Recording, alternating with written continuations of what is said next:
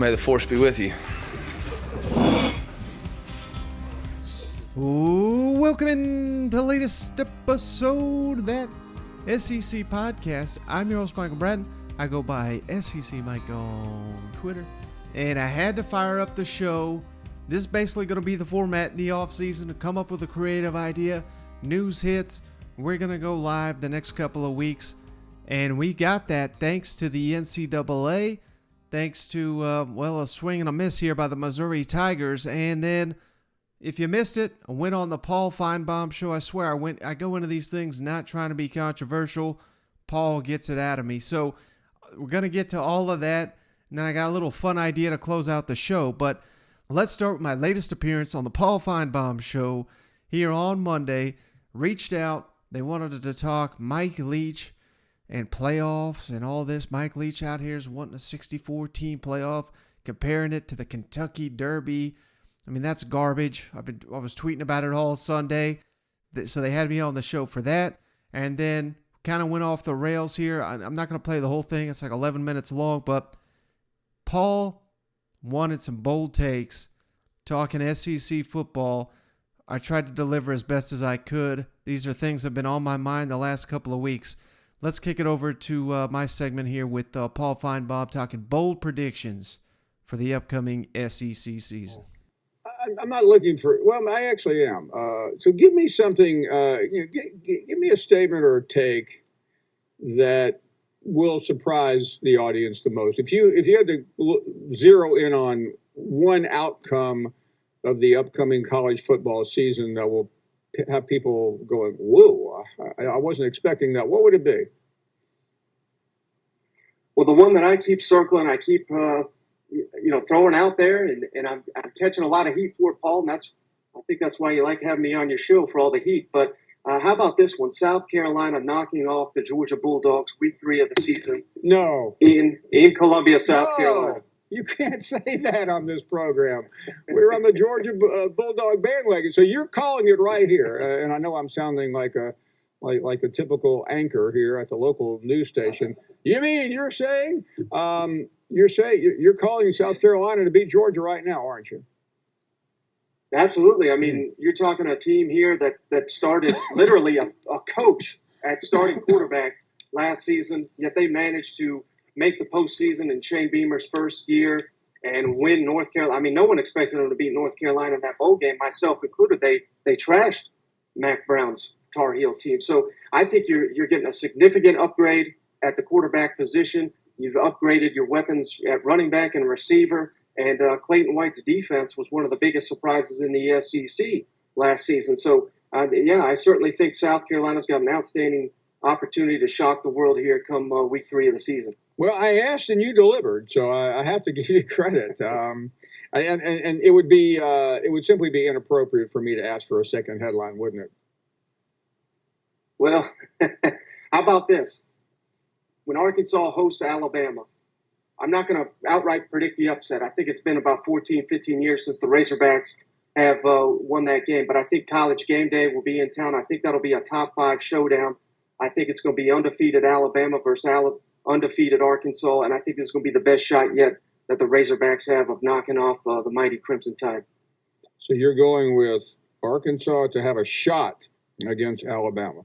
And by the way, I don't blame you. I mean, they have played 1 or 2 close games. Last year was pretty close. Came down to the onside kick. There was a 1-point game about 7 or 8 years ago, but mostly that has been a blowout. Overall, as you're calling Arkansas to rise, you obviously like South Carolina. You mentioned Georgia struggling. Who will be their greatest threat? And I know you call it the upset, but when the season comes down to its final 2 or 3 weeks, who will be vying with Georgia for the SEC East crown? I think it's going to be Josh Heupel in the Tennessee Vols with that offense going into year 2. Everything they're bringing back with Hendon Hooker, with 4 or 5 on the offensive line, with Cedric Tillman, who may be the best receiver in the SEC, and they're bringing in Brew McCoy from Southern Cal. They're after more receivers there to help Josh Heupel's offense in year 2. I just think the offense is going to explode. Now the defense, it's not going to be up to SEC caliber when we're talking the nation's elite here. But if they can outscore a team like the Georgia Bulldogs with Stetson Bennett, I think they have a real opportunity. I'd like to throw Kentucky into that mix, but they're going at Florida, at Tennessee, and then, of course, hosting Georgia, like I said. So that may be a little bit too much for Kentucky to get over that hill. So I have to go Tennessee. I think is going to be the best shot at knocking off the Georgia Bulldogs in the East this season. Wow, what an incredible conversation with Michael Bratton from that SEC podcast. Ooh.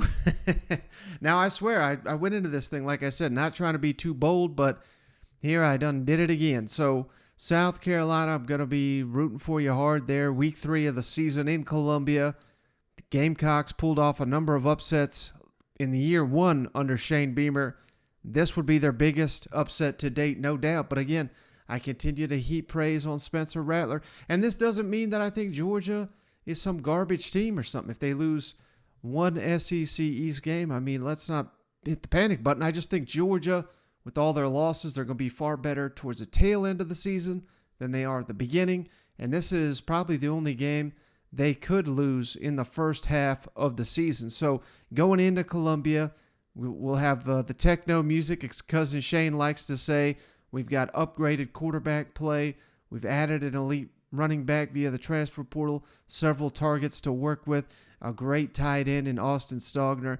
I think South Carolina's offense is going to be significantly better than they were last season, enough to pull, again, the biggest upset of the Shane Beamer era there in Columbia.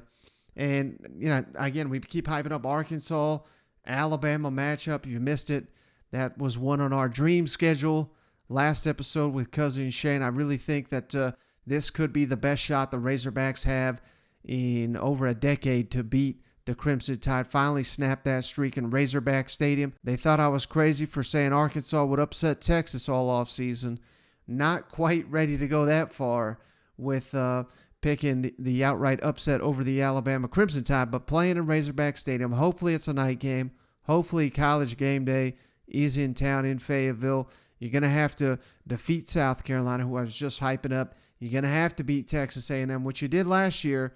But, you know, what was that streak? 6 or 7, I believe it was, prior to that one win. So it ain't going to be easy. But the stars could align for a special game there on that October 1st, Saturday night there in Fayetteville. And then, you know, I don't think it's too bold. I assume the fans there in Lexington not too happy with that Tennessee being the biggest challenger to the Georgia Bulldogs in the East, but that's kind of where I've been leaning for the last couple of weeks. I think I'm kind of settling in on that one. But again, razor thin margin, Kentucky, Tennessee, Florida, South Carolina. I think you could talk me into any of those teams in any order, but right now, Tennessee looks like the team to beat in that group, in my opinion. Again, you're hosting Kentucky, you're hosting Florida. You do have to go on the road to South Carolina, so a little bit of home field advantage for the Vols when you factor in their competition against those teams they're kind of neck and neck with in the SEC East, at least in my opinion. Now, like I said, with the NCAA came out with some news here, and again, I'm trying not to talk too much NIL because I'm getting bored to death with it. I got to be honest with you. Every week it's, you know, where's this going to go? What's going to happen? Do we need to put restrictions on it? And the NCAA's, you know, they're coming out here and saying the NCAA Football Oversight Committee, they've made some recommendations, but they're trying to make it to where NIL cannot be an inducement for recruiting, which was the whole point in the first place, not supposed to be used to land recruits. Of course, it is being used for that. And here's what the NCAA said. They're specifically calling out these collectives that are taking over at A&M, Tennessee, Oregon, Miami. Florida's got them now. Georgia's got them out. They've all got collectives now. So they're trying to rail these guys in. Here's what the NCAA says.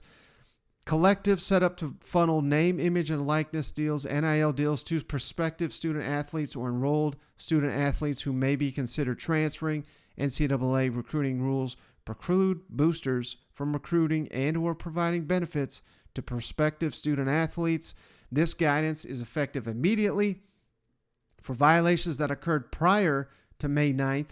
The board directed the enforcement staff to review the facts of individual cases, but to pursue only those actions that clearly are contrary to the published interim policy, including the most severe violations of recruiting rules and payment for athletic performances. Schools are reminded that their obligation to report any potential violations through the traditional self-reporting process. So basically, you're going to need these people that are paying or the players that are getting paid themselves to turn on one another. The only way this is going to come back and really hurt someone, in my opinion, is if there's payments set up to be made and they ain't made. And then the prospect's going to come forward and say, hey, I got texts, I got emails, here's the evidence, go after these collectors. But otherwise, what the hell are they going to do? School's not going to turn themselves in, and the NCAA just lose case after case if this thing goes to court. As soon as they try to go to one of these collectives and slap them with any kind of lawsuit, good luck, because these millionaires putting in money to these NILs, they've got a hell of a lot better attorneys, I have to imagine, than the NCAA, given the NCAA's track record in court here recently. So, again, this to me, I ain't buying it. And I don't think this is going to be the end of NIL. I don't think, I don't think Alabama and Georgia, I don't think Nick Saban and Kirby Smart necessarily get in their way. Like people already reaching out to me via text message. Does this mean that the NIL era is over? Not a chance in hell, in my opinion. So we'll see how this goes, but recruiting ain't slowing down anytime soon for some of those marquee programs. And unless something goes sideways, players that are set to be paid and aren't getting paid, then we may have an issue. But basically, it just says, this to me says, hey, money you promised, make sure you pay it, because otherwise you may have an issue on your hands. Now, two other things.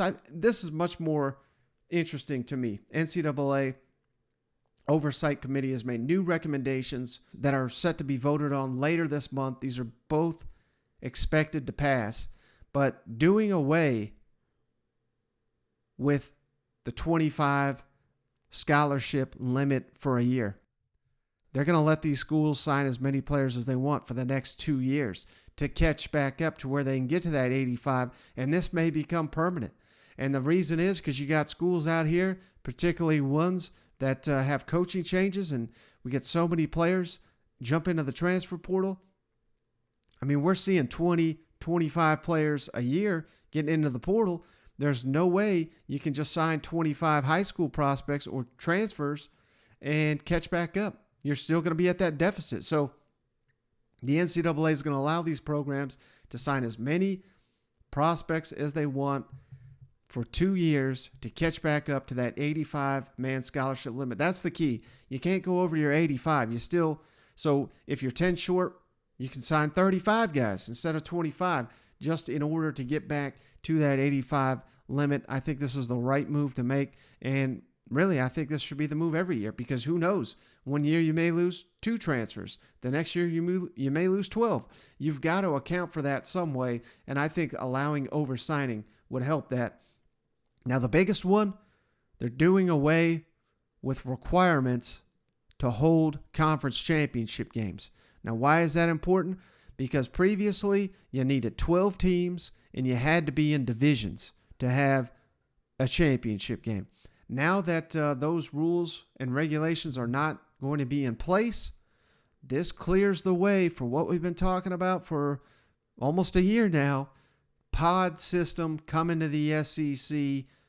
Don't have to have an East and West division to meet in Atlanta for the SEC championship game. This is great news with Texas and Oklahoma coming in the near future to the SEC. I've already said on here many a times they're doing away with divisions. That's what I'm being told, and this clears the way for it officially to where you continue to have your conference championship game. You don't need those divisions. That's currently written into the rules. Doing away with that, again, clears the path for the SEC to fix their biggest issue, which is, in my opinion, the scheduling format, to where we go years and years and years without having to play somebody. So this is fantastic news, in my opinion. Now, the only nugget here I got around the league, man, kick it down to Missouri real quick, where I don't know what in the hell they're doing there. in Columbia when it comes to recruiting transfer quarterbacks, but they are swinging out left and right. Jaden Daniels, of course, now at LSU. He was a Mizzou target. JT Daniels, now at West Virginia, again a Mizzou target. The latest, Gary Bohannon, the former Baylor starting quarterback, he picked, this is the wildest one yet, South Florida. USF, South Florida, not, some people were even confused. Well, UCF, Gus Malzahn, I get it. That's not even the right directional Florida program. USF, which is god-awful, they landed a quarterback over the Missouri Tigers. That's a tough one there. No idea why the Missouri Tigers having such difficulty landing a quarterback via the transfer portal, but it's interesting, I don't want to just sit here and crap on Missouri because they are nailing it when it comes to recruiting high school quarterbacks. And the latest 4-star, Jabari Johnson, is the number 14 quarterback prospect in the country, a top 275 prospect, 46-6 touchdown to interception ratio the last 2 seasons with 16 additional rushing touchdowns. So Drink, he can recruit himself a high school quarterback, cannot recruit him a transfer quarterback for some reason. Maybe not making promises to these guys. I would imagine that probably is a factor where these transfers, they want assurances that they're going to start. Probably not Jaden Daniels, but the other two, JT Daniels and Gary Bohannon, maybe they're just not willing to make that commitment in Missouri. I don't know, but it's interesting because this team clearly needs help at the quarterback position this season, and I don't know where you're going to turn now that the fact Gary Bohannon is not going to be that guy. Maybe, it's one of the guys you got, Brady Cook or Tyler Macon. I mean, maybe they break out. Just because we haven't seen them break out at the SEC level doesn't mean they're not good players. But the fact that Drinkowitz and his staff continue to recruit these quarterbacks says more than anything in their lack of confidence in those two guys to get the job done at this point in time. Maybe one or both make huge strides this summer and in training camp, but we're getting to the point where that's basically their only option. And that's not looking like a great option based on the fact that Missouri keeps going after all these transfer quarterbacks. Now, last thing here, I just thought this was kind of interesting. We've been talking some of these FanDuel odds. Well, FanDuel has released over-under win totals for every team in the Power 5 this season. And so what I did was I just went through every SEC schedule and counted up the win total per team. So, for example, I went down to Alabama's schedule and I looked at every Power 5 opponent they're playing. What's the over-under win total for each team? Combine those, and then we've got a set number. And I did that for all 14 SEC teams just to give you an indication of how tough your schedule will be for this season, just based solely on over-under win totals, with the caveat that, the G5, they're not listed here. So there is one outlier I want to talk about. But when I did this, I combined all the over-under win totals in the Power 5 per schedule in the SEC. And, man, the tough news continues for War Eagle because Auburn, according to this metric, 72.5, the highest over-under win total combined all their opponents put together. That's just another indication that the Tigers are in for a tough year. Now playing Alabama, Georgia, Penn State in the non-conference, that certainly plays a huge role into why these figures are so high for the Auburn Tigers. But that ain't good, brother. So 72.5 for the Auburn Tigers. Next on the list, Vanderbilt, who they also catch Alabama. It seems like Alabama catches Vanderbilt every 2 years. I don't know how in the hell that happens. But Vanderbilt, 71.5, so just under the Auburn Tigers. Vanderbilt's got a ridiculous schedule this season. That's not helping. And how about this? This is a little bit of a surprise here. The Florida Gators. Of course, you play Florida State every year. You got Utah out of the non-conference this season, and that is not helping Billy Napier and company right out the gate. Florida Gators, 71 combined over-under win total for their Power 5 opponents this season. Gives you an indication of the challenge that Billy Napier's got there in Gainesville year one. Next on the list, LSU, 68.5. Of course, they also play Florida State this year. Play in the SEC West, always a tough slate. You're getting Florida, as always, and Tennessee out of the East this year for Brian Kelly's first year in Baton Rouge. Again, that number is 68.5. That is actually the same number with Mississippi State and Texas A&M. So all three of those sit there with 68.5 over-under win totals. Mississippi State, of course, has got a little trickier non-conference schedule. They played Memphis, who got them last year. They do not factor into this. Texas A&M playing Miami. That boosts that schedule up. Texas A&M also gets Florida this season coming to College Station. If you have to play Florida, you want to catch them in year one of a coach. You want to catch them at home, and that's what the Aggies do. Next on the docket, South Carolina, 67.5. Of course, playing Clemson doesn't help. Their over-under right now is 10.5. That boosts that number up to that 67.5. They catch Arkansas and Texas A&M out of the West. That's arguably two of the top three in the West. A real tough slate here for the South Carolina Gamecocks. But I'm picking you to beat Georgia. So, hey, it's not all bad news for the South Carolina Gamecocks. Next on the list, Tennessee, 66.5 over-under win total for your Power 5 teams. You go on the road to Pitt. Again, you catch LSU out of the West. Alabama and Georgia certainly boosts up that over-under. Middle of the road for it seems like Tennessee is always playing one of the toughest schedules in the country, but middle of the road, maybe that factors into why a lot of people are high on the Vols this season. Georgia next on the list with an over-under 63 total wins on their schedule. They're playing Auburn and Mississippi State out of the West, and Georgia Tech's a joke. Oregon's over-under is pretty high. I think it's like 8.5. So that boosts up the Bulldogs a little bit. Alabama next on the list, 62.5 over-under win total. The Crimson Tide's non-conference schedule, of course, highlighted by that trip to Austin to play always overrated Texas. I think Texas over-under somehow is like 8.5. But beyond that, you're catching Tennessee out of the East. You're catching Vandy out of the East. So fairly favorable schedule if you're the Crimson Tide. Ole Miss, again, this is a team to watch here out of the West. 61.5 is their over-under win total. You're getting Georgia Tech. That's your toughest non-conference. And their win total's at like 4. So, I mean, Lane Kiffin, they're going to continue to keep winning down there in Oxford. You got to love that schedule. Really good chance Ole Miss is 5-0, 6-0 starting the season. Kentucky, they always have somewhat of a cream puff non-conference. That continues. 59.5 over-under win total. Catching Louisville, which they're a joke. And out of the West, you're getting Mississippi State. Of course, as always, you get Ole Miss.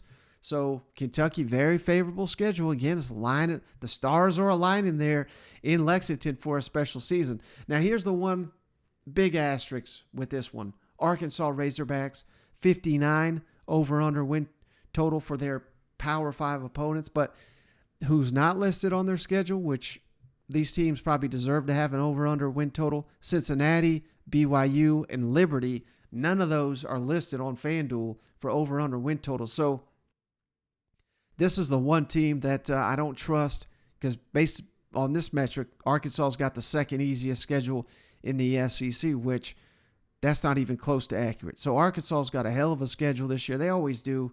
Not downgrading the Razorbacks based on how tough their schedule is. I'm just saying we got to factor in Cincinnati, who just went to the playoff. BYU is always tough. All their 27-year-old men they got there. And Hugh Freeze's Liberty. Of course, every time they face an SEC opponent, they get smashed. They'll get smashed again. But that's still a tricky game. And last team, which this is where you want to be. You want to be the lowest over-under win total when it comes to your Power 5 opponents, the Missouri Tigers. Hey, another reason to believe in Missouri. These Mizzou fans, they believe in their damn team. They think they're going to win the East this year. Here's an indication that maybe you get that done. You catch Auburn out of the West. Sign me up for that. You catch Arkansas at the tail end of their brutal schedule. You're getting them, of course, the last game of the season. There's something to like right there about the Missouri Tigers. And, they're another one. It just seems like when you hype them up, they disappoint. When you undervalue them, they shock you. So the Missouri Tigers, 55.5 over-under win total based on FanDuel's Power 5 opponents here for the Missouri Tigers. Hey, there's something to roll into the weekend, give you some confidence. Missouri looking like you may have. There's no such thing as an easy schedule in the SEC, but Missouri, you may have the path of least resistance is probably the best way to say it this season in the SEC. And given the fact you can't land a transfer quarterback, hell, here's your silver lining here. Whoever you got rolling out there under center, he's going to have himself a path to success based on the FanDuel's over-under win totals. All right, so hey, that's all I got on this episode of the show. I've got an Arkansas guest lined up for later in the week, so be on the lookout for that. Try to get Cousin Shane on the line one more time. We've got some Q&As. We've got some questions queued up. So, hey, we should have a couple more shows to round out the week. We ain't going anywhere yet. I know it's May here, college football in the back of a lot of people's minds, but we're trying to bring it to the forefront here. Keep bringing you some SEC content when we have it, news and notes around the SEC. So that's going to do it for this episode of the show. Appreciate each and every one of you for tuning in. We'll catch you on the next one.